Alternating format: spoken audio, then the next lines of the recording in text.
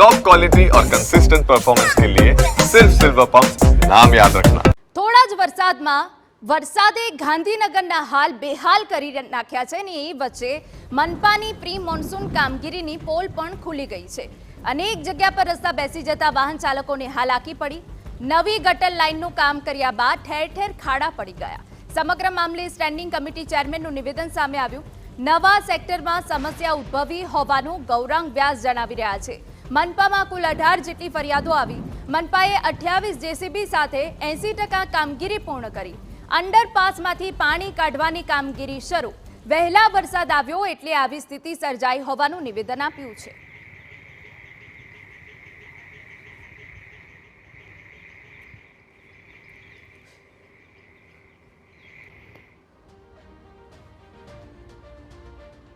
જેમાં આ વખતે આપણે આ ડેવલપમેન્ટના કાર્ય ચાલુ કર્યા છે અને એમના માટે આ પહેલું ચોમાસું છે એટલે થોડી તકલીફ એમને રહેશે।